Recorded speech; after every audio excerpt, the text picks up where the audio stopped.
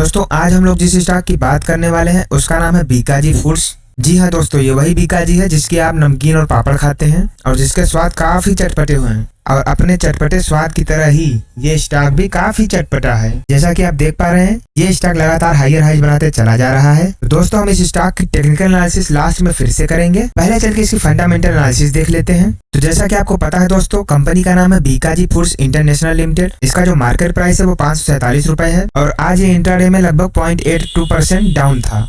इसकी जो total market cap value है वो 13,723 करोड़ की है। इसका जो स्टॉक पी है वो 71 का है, थोड़ा सा हॉट है तो इस पर आपको नजर रखना पड़ेगा। ROCE जो है वो इसका 17.7% है और ROE 14.4% है, जो कि खास दिक्कत की बात नहीं है। बाकी अगर इसके हाई लो की बात करें तो इसने जो लो लगाया था वो 333 रुपए का था और इसने जो हाई लगाया है अब तक वो 606 रुपए का है। बाकी कंपनी के बारे में बात करें तो जैसा कि आपको पता है बीकाजी फूड्स इंडिया में FMCG सेक्टर में one of the largest fast moving brand है। ये मोस्टली भुजिया, नमकीन, पैकेज्ड स्वीट्स, पापड़ और वेस्टर्न स्नैक्स बनाने का काम करती है और साथ ही साथ फ्रोजन फूड, मठरी एंड कुकीज का भी काम करती है। दोस्तों इसके जो प्रोडक्ट है वो काफी बेहतरीन है, आपने भी कभी न कभी इसके प्रोडक्ट्स को जरूर यूज किया होगा। जैसा कि आप देख पा रहे हैं दिसंबर 2022 के आसपास इसकी लिस्टिंग हुई और वहां से ये लगातार ऊपर बढ़ता चला जा रहा है। इसके प्रोज एंड कॉन्स की बात करें दोस्तों तो कंपनी जो है वो 18.9% CAGR पर ग्रोथ दे रही है पिछले 5 सालों में। और इसका जो कॉन्स है वो ये कि कंपनी 13 टाइम्स बुक वैल्यू पर ट्रेड कर रही है और इसका जो रिटर्न ऑन इक्विटी है वो पिछले 3 सालों में 13.7% तक है, जो कि थोड़ा सा कंसर्न की बात है। बाकी इसके पीयर कंपैरिजन की बात करें तो जैसा कि आपको पता है बीकाजी फूड्स FMCG की कंपनी है जिसमें Varun beverage, Harshan agro, Zydus wellness, KRBL, Avanti feeds, LT foods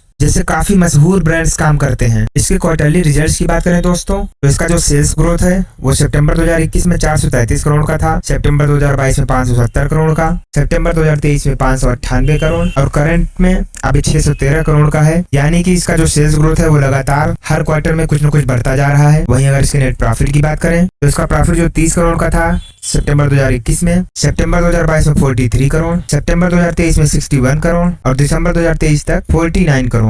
यानी कि इसका जो नेट प्रॉफिट है उसमें भी तेजी देखी गई है, बस एक क्वार्टर को छोड़कर। बाकी year and year profit loss की बात करें तो इसका जो सेल्स ग्रोथ है वो मार्च 2006 में 61 करोड़ का था, मार्च 2015 में 468 करोड़ हुआ, मार्च 2018 में 781 करोड़, मार्च 2021 में 1308 करोड़ और अगर करंट में बात करें तो 2147 करोड़ का सेल्स ग्रोथ है। यानी कि ईयर एंड ईयर भी इसका सेल्स ग्रोथ काफी तेजी से बढ़ा है। और वही नेट प्रॉफिट की बात करें तो जहां 1 करोड़ का प्रॉफिट था मार्च 2006 में, मार्च 2015 में 32 करोड़, 2018 में 53 करोड़, 2021 में 90 करोड़ और करंट में लगभग 192 करोड़ का मुनाफा हुआ है। इसके बोरोइंग्स की बात करें दोस्तों तो मार्च 2006 में 12 करोड़ का उधार था कंपनी के ऊपर, मार्च 2015 में 72 करोड़ का, मार्च 2018 में 142 करोड़ हुआ, मार्च 2021 में घर कर 83 करोड़ हुआ और फिर करंट में अगर बात करें तो लगभग 180 करोड़ का इसके ऊपर कर्ज है, जो कि थोड़ी सी चिंता की विषय हो सकता है। लेकिन साथ ही अगर टोटल एसेट की बात करें तो जहां मार्च 2006 में 40 करोड़ का एसेट था, मार्च 2015 में 329 करोड़ का, मार्च 2018 में 523 करोड़ का, मार्च 2021 में 803 करोड़ का और सितंबर 2023 तक अगर बात करें तो लगभग 1398 करोड़ का टोटल एसेट है इस कंपनी के पास। इसके शेयर होल्डिंग पैटर्न की बात करें दोस्तों तो प्रमोटर्स की हिस्सेदारी दिसंबर 2022 में 75% थी और दिसंबर 2023 में भी 75% ही है, जो कि काफी स्ट्रांगली दर्शाता है कि कंपनी के प्रमोटर्स को अपनी कंपनी पर काफी भरोसा है। FIIs की बात करें तो जहां 3% पर थे वो लगभग 6.5% तक आ चुके हैं। DIIs की बात करें तो जहां 9.5% पर थे उन्होंने भी अपना माल बढ़ाकर लगभग 14% तक कर दिया है। और अगर पब्लिक की हिस्सेदारी की बात करें तो जहां 10% पर थे वे अब सिर्फ और सिर्फ लगभग 4% पर बचे हैं। तो इस कंपनी में इन्वेस्ट करने का जो सबसे स्ट्रॉन्ग रीजन है वो ये कि इसमें प्रमोटर्स भी अपना हिस्सेदारी बढ़ा रहे हैं, FIIs भी अपना हिस्सेदारी बढ़ा रहे हैं और DIIs भी अपना हिस्सेदारी बढ़ा रहे हैं। यानी कि जो स्टॉक मार्केट के तीनों बड़े स्तंभ हैं वो तीन के तीनों ही अपना माल बढ़ा रहे हैं। तो हमें भी इस कंपनी में अपना माल बढ़ाना चाहिए, लेकिन कोई भी इन्वेस्टमेंट करने से पहले एक बार खुद से जरूर जांच लेना। बाकी दोस्तों अगर इसके मार्केट शेयर की बात करें तो लगभग 9% market share packaged ethnic snacks में है, वहीं पर 58% का मार्केट शेयर इसका पैकेज्ड स्नैक्स में है असम राज्य में। और बिहार में अगर बात करें तो लगभग 29% इसका पैकेज्ड स्नैक्स में मार्केट शेयर है। और अगर राजस्थान की बात करें तो लगभग 45% मार्केट शेयर इसका राजस्थान में है पैकेज्ड स्नैक्स में। इसके रेवेन्यू की बात करें दोस्तों तो नमकीन के प्रोडक्शन से इसको 62% का प्रॉफिट होता है, पैकेज्ड स्वीट्स से 18.2 6.2%, वेस्टर्न स्नैक्स 7.5%, पापड़ से 6.1% का।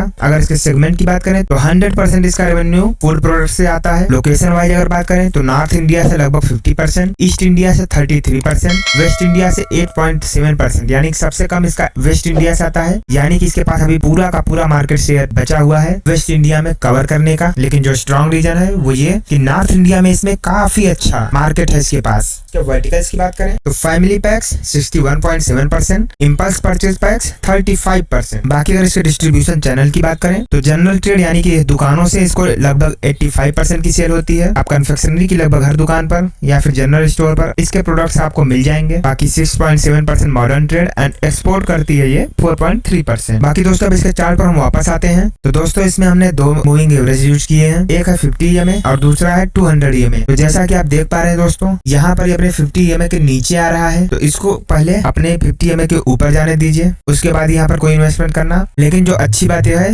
वो ये कि ये अपने 200 मूविंग एवरेज से काफी ऊपर है। और जो सबसे अच्छी बात है वो ये कि एक अच्छे ट्रेंड में चल रहा है और ये लगातार हायर हाइज बनाता जा रहा है। तो अगर ये अपने मूविंग एवरेज के नीचे ट्रेड करना स्टार्ट कर देता है तो हमको इसको इग्नोर करना होगा। लेकिन अगर ये वापस से तेज होता है और एक नया हाई लगाता है तो आप इसमें कुछ क्वांटिटी इन्वेस्ट कर सकते हैं और फिर SIP की तरह लगातार इसमें धीरे धीरे हर महीने कुछ न कुछ इन्वेस्टमेंट करते रह सकते हैं। क्योंकि दोस्तों ये कंपनी जो है वो फूड की कंपनी है। लोग कुछ भी करना छोड़ेंगे लेकिन खाना नहीं छोड़ेंगे और स्नैक्स तो बिल्कुल भी नहीं। बाकी कोई भी इन्वेस्टमेंट करना हो एक बार खुद से जरूर जांच लेना।